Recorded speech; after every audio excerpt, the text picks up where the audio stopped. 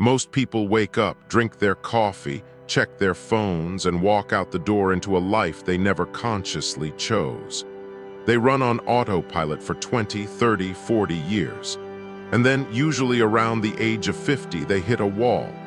It's a quiet wall, but it is made of concrete. They look in the mirror and realize they have spent decades climbing a ladder, only to find it was leaning against the wrong building. They realize they have been busy, but they haven't been alive. The tragedy of life isn't that it ends so soon. It's that we wait so long to begin it. Do not wait until the halfway mark to ask if you're on the right path. Do not wait until the sunset to check your compass. The ancient Stoics believed that sleep was a small death and waking up was a rebirth. Every single morning, the universe hands you a blank check, 24 fresh hours, and asks you how you want to spend them. But most of us spend that currency on anxiety, on other people's expectations, or on distractions that numb us to the passing of time. We live as if we are immortal, assuming there is always a later to fix things, a later to be happy, a later to ask the hard questions. But later is a dangerous illusion. To live a life of depth, intention, and true power, you must interrogate your reality before the world gets its hooks in you. You need a morning ritual not just for your body, but for your soul. We are going to walk through 10 chapters, 10 fundamental questions that act as a mirror. These aren't easy questions. They might make you squirm.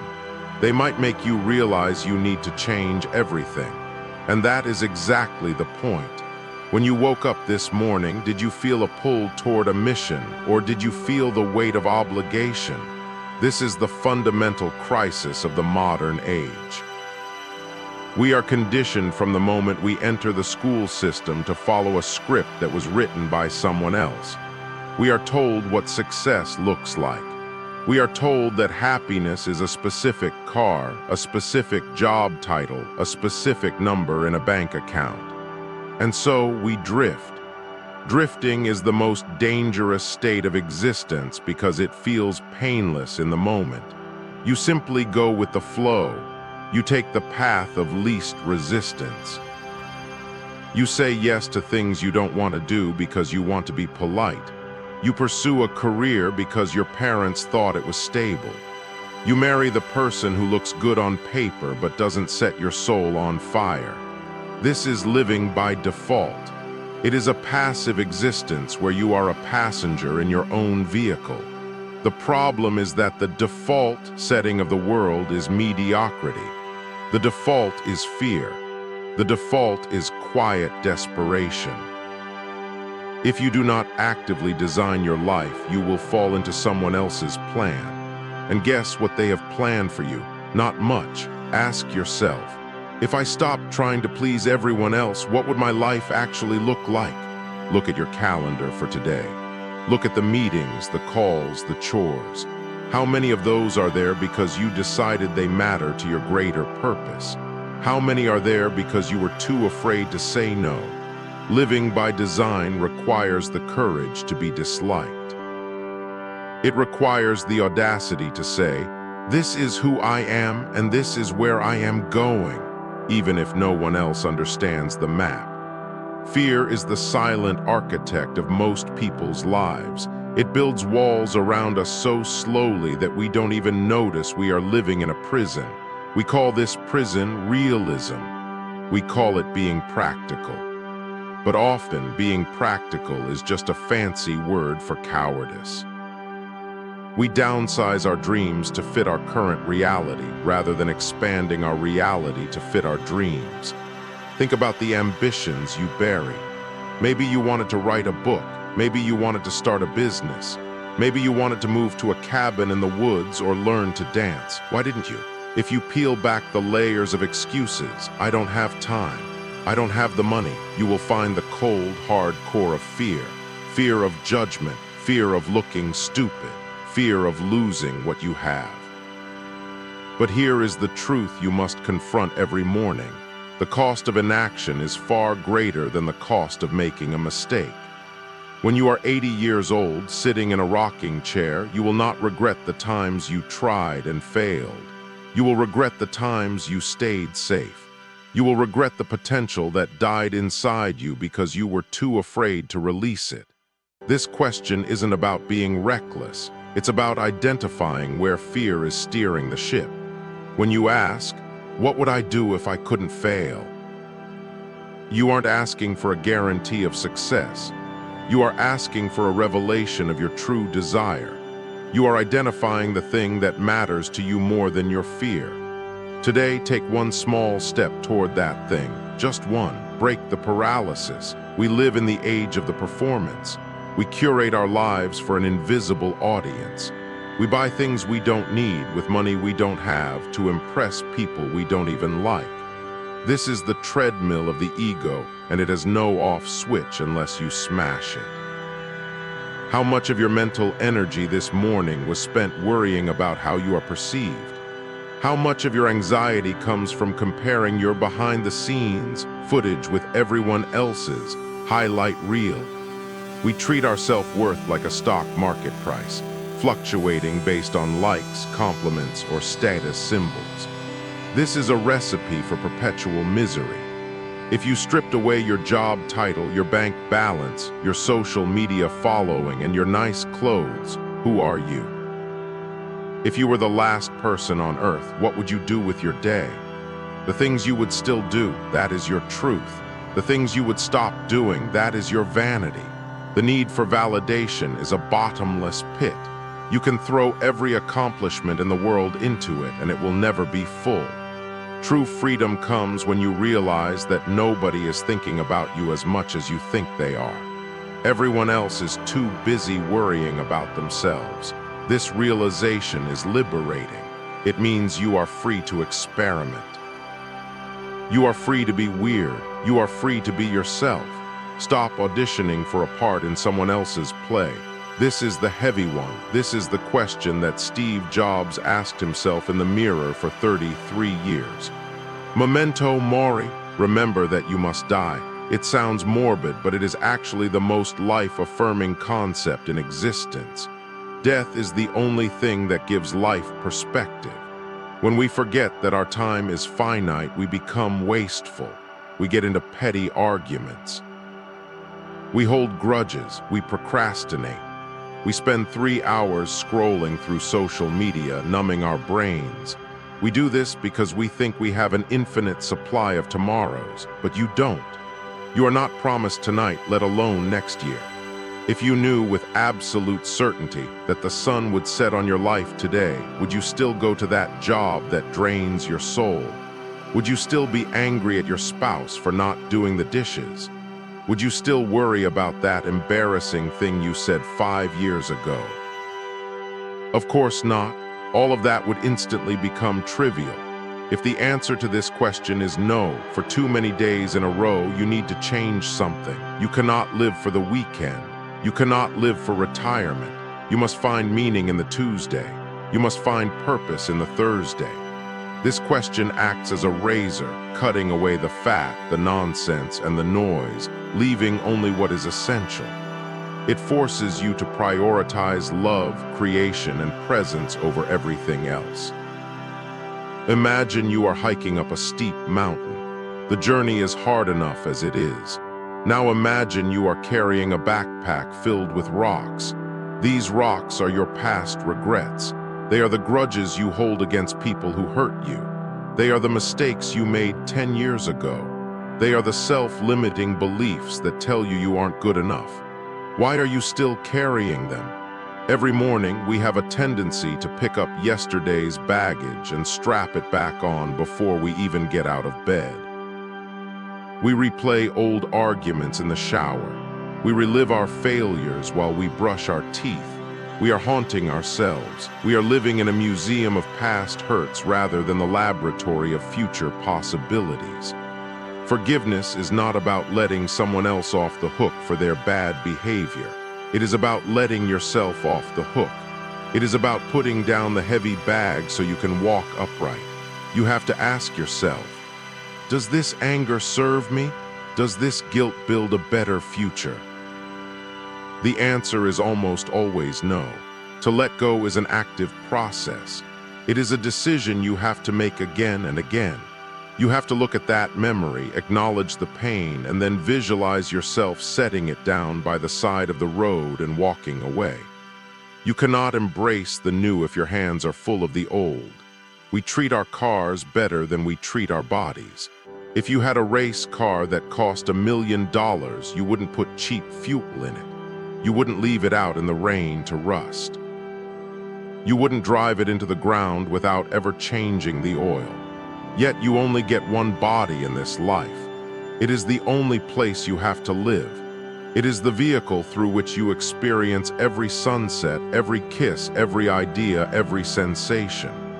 And yet we run it on caffeine and sugar. We deprive it of sleep.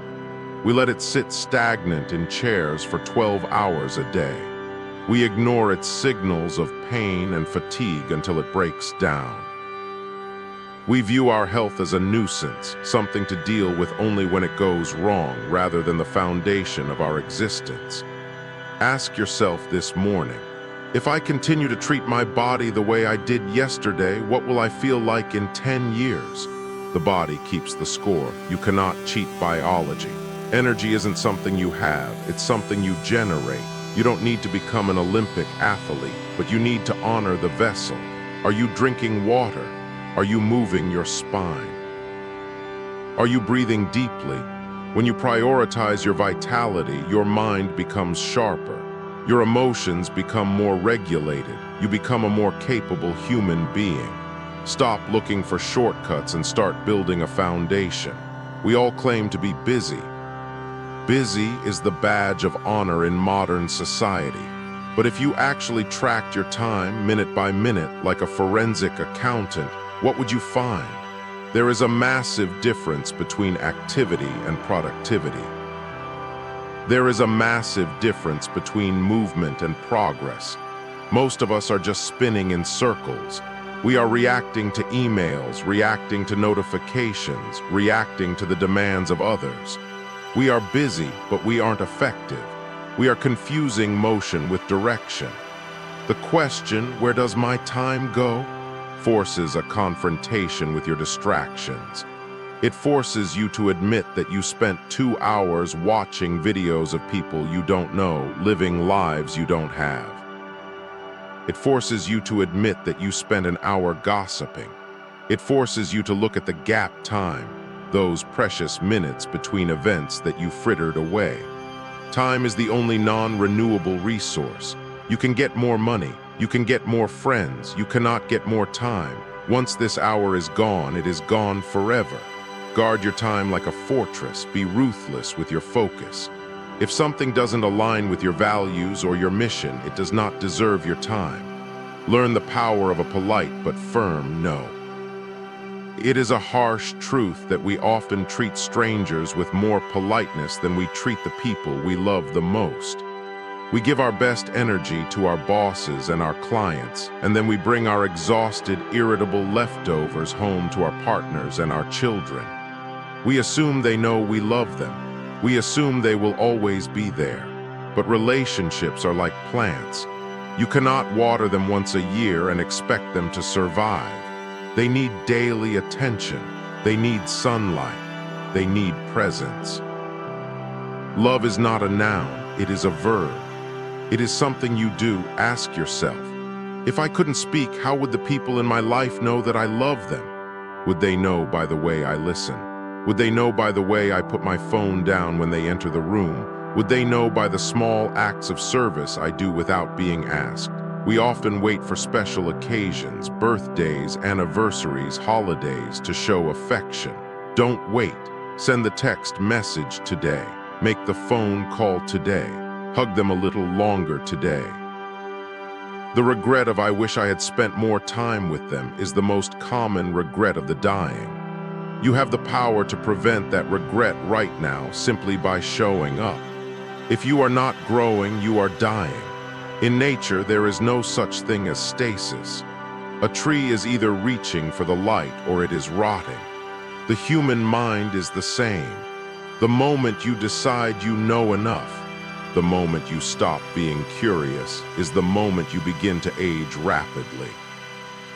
Many people die at 25 and aren't buried until 75.